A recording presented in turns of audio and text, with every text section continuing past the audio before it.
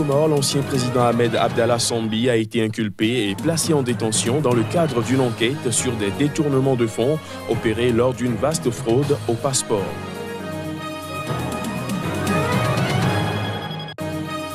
À Madagascar, la Haute Cour constitutionnelle a annoncé ce mardi avoir enregistré pas moins de 46 candidatures pour l'élection présidentielle prévue à la fin de cette année, dont celle de ses 3 derniers chefs d'État. Et puis en Côte d'Ivoire, plus de 20 000 tonnes de caoutchouc sont bloquées dans les ports depuis plusieurs mois, conséquence d'une décision des armateurs qui ont refusé de transporter le produit, expliquant que le transport pose problème. Voilà pour les titres. Bonsoir à tous. Aux Comores, l'ancien président Ahmed Abdallah Sambi a été inculpé et placé en détention, ceci dans le cadre d'une enquête sur des détournements de fonds opérés lors d'une vaste fraude au passeport. L'information a été confirmée ce mardi par son avocate. La mise en détention formelle de l'ancien président et opposant intervient dans un climat politique très tendu sur l'archipel. Les détails. Ahmed Abdallah Sambi a été inculpé lundi par un juge d'instruction de corruption, détournement de deniers publics, complicité de faux et usage de faux et forfaiture dans un scandale de fraude au passeport. Il a été placé en détention dans sa résidence de Ouadou, à une quinzaine de kilomètres au nord de la capitale Moroni. L'ancien président comorien, l'un des principaux opposants au régime actuel, était déjà assigné à résidence depuis 4 mois, accusé d'atteinte à l'ordre public. Un récent rapport parlementaire l'a accusé, ainsi que son successeur Ikililou Douanine, d'avoir détourné des millions de dollars dans le cadre d'un programme de vente de passeports à des apatrides. Lancé en 2008, lorsque Ahmed Abdallah Sambi dirigeait encore les Comores, ce projet visait à vendre la citoyenneté comorienne à des populations apatrides du Koweït et des Émirats arabes unis en échange d'investissements des 2 pays dans l'archipel. Les députés comoriens ont évalué à 971 millions de dollars le montant de l'argent détourné à la faveur de ce programme, soit près de 80% du produit intérieur brut annuel du pays. Entendus par une commission d'enquête, les ex-présidents Sambi et Douanine ont nié les accusations qui pèsent contre eux. En bref, à Madagascar, la Haute Cour constitutionnelle a annoncé ce mardi avoir enregistré pas moins de 46 candidatures pour l'élection présidentielle prévue à la fin de cette année, dont celle de ses 3 derniers chefs d'État. L'institution devrait annoncer d'ici à dimanche, après examen, la liste officielle des candidats autorisés à participer au scrutin du 7 novembre prochain. Parmi cette pléthore de postulants, on peut citer l'actuel président RI, élu il y a 5 ans, et ses 2 prédécesseurs, Andry Rajoelina et Marc Ravalomanana. Il faut dire que le prochain scrutin présidentiel, qui sera doublé d'élections législatives, se tient dans un climat politique tendu dans ce pays. Le Cameroun se prépare également pour son élection présidentielle prévue le 7 octobre prochain. À moins de 2 mois de la date butoir, une candidature unique de l'opposition face au président sortant Paul Biya semble improbable, de l'aveu même de candidats rencontrés. Reportage. 8 candidats seront en lice à la présidentielle camerounaise. Le scrutin à un tour pour lequel l'opposition a émis l'idée de se regrouper derrière un seul candidat pour affronter le président sortant, Paul Biya. Que nous fassions une primaire entre nous les 8, que chacun prenne un bout de papier, écrive dessus lequel d'entre nous, en dehors de lui-même, il pense qu'il peut leader la coalition des 8. J'ai causé avec la plupart des candidats et je perçois cette conscience du fait que le peuple attend de nous faire un geste. Donc je pense que ce n'est pas un problème. Ce foisonnement de candidatures n'est que preuve du fait que les Camerounais sont inquiets pour leur avenir. Plusieurs rencontres ont eu lieu pour choisir un candidat unique de l'opposition, mais elles sont à ce jour restées infructueuses et le court laps de temps restant avant le scrutin laisse mal présager d'une issue positive, d'autant que 2 des principaux candidats, Maurice Kamto et Joshua Ozi, ne cachent pas leur scepticisme. Au Mali, le président sortant Ibrahim Boubacar Keïta, officiellement vainqueur de l'élection présidentielle pour son second mandat, a tendu la main à l'opposition. Ceci dans un pays toujours confronté à la menace djihadiste malgré 5 années d'intervention militaire internationale. Les images. Ibrahim Boubacar Keïta, 73 ans, a obtenu 67,16% des suffrages au second tour le 12 août pour 32,84% à Soumaïla Cissé. Un ancien ministre des Finances de 68 ans a annoncé la présidente de la Cour constitutionnelle en ne retranchant qu'un centième au score du président sortant annoncé par le ministère de l'administration territoriale jeudi dernier. Je servirai le Mali selon les principes républicains, a affirmé le président Keïta dans sa première déclaration après la confirmation de sa victoire. Le niveau de participation à cette élection, qui aurait pu être meilleur, nous interpelle tous. Il doit amener, de notre part, acteurs politiques et sociétés civiles, à une réflexion profonde sur l'évolution de nos institutions et de nos pratiques pour améliorer notre système démocratique. À mon jeune frère, Soumaïla Cissé, chef de file de l'opposition dite républicaine, je voudrais tendre la main. Après la bataille électorale, il y a des retrouvailles. Car pour bâtir un avenir de tous les possibles, le Mali doit pouvoir compter sur toutes ses filles et tous ses fils. Chacun aura sa place.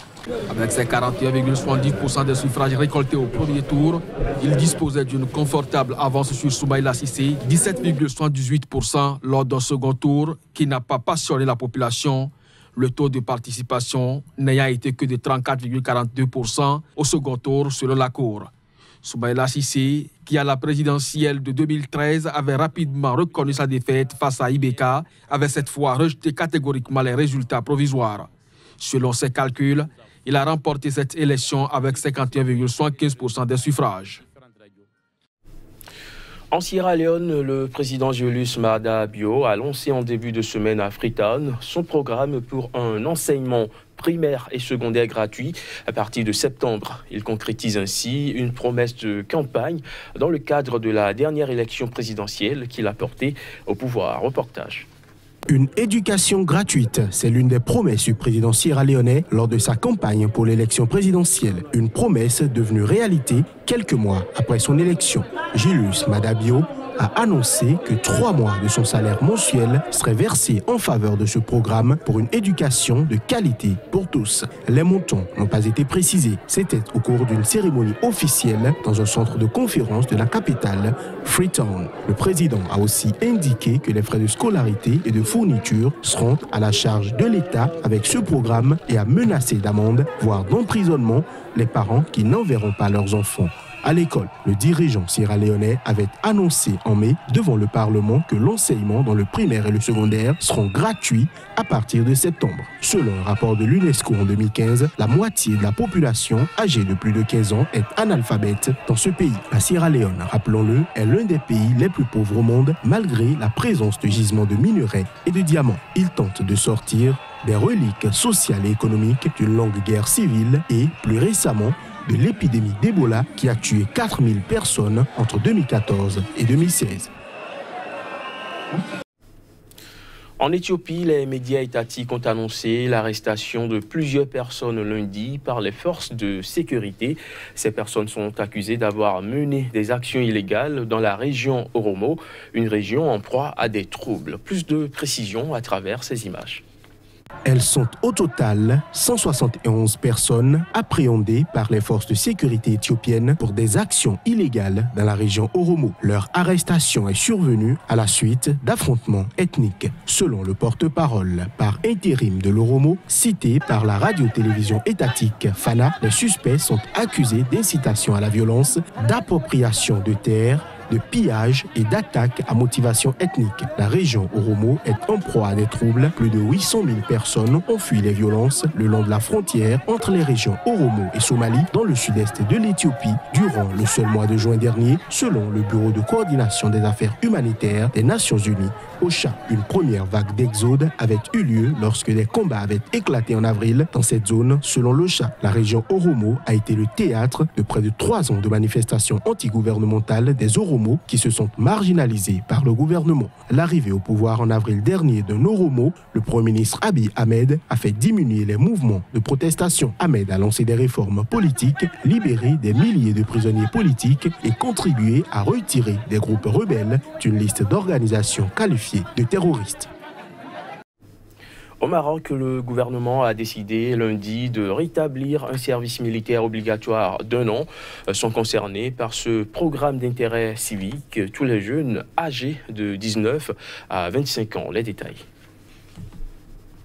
Le royaume chérifien va rétablir le service militaire obligatoire. D'une durée de 12 mois, il concernera les jeunes de 19 à 25 ans. Le rétablissement de la conscription 12 années après sa suppression vise notamment à améliorer l'intégration dans la vie professionnelle et sociale des jeunes. Cette mesure a été annoncée parallèlement à une réforme de l'éducation qui prévoit de scolariser les enfants à partir de 4 ans, de rendre l'enseignement obligatoire jusqu'à 16 ans au lieu de 15 actuellement, avec un nouveau modèle pédagogique plus performant selon la même source. Le service militaire obligatoire a été supprimé au Maroc fin août 2006. D'une durée de 12 mois, il concernait les hommes de 20 à 35 ans. Il était ouvert sur la base du volontariat aux jeunes filles de 20 à 27 ans célibataires et sans enfants à charge. Le projet de loi prévoyant son rétablissement a été présenté lundi matin en conseil de gouvernement, puis adopté au cours d'un conseil des ministres présidé par le roi Mohamed VI. Le texte doit encore être débattu au Parlement en octobre. Le projet de loi veut notamment inciter à la pensée critique et à la créativité.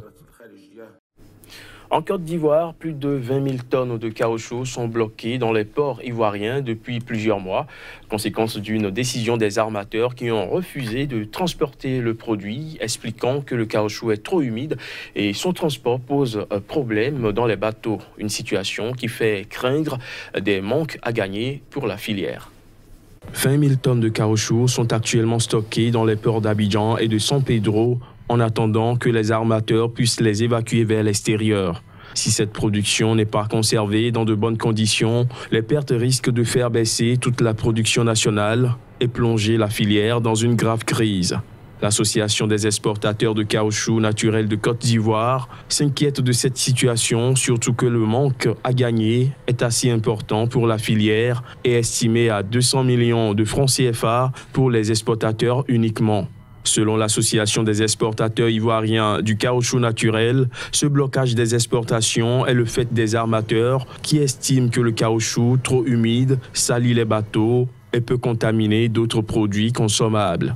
Près de 50 000 tonnes de produits étaient au départ bloqués, mais à ce jour, il reste encore 20 000 tonnes.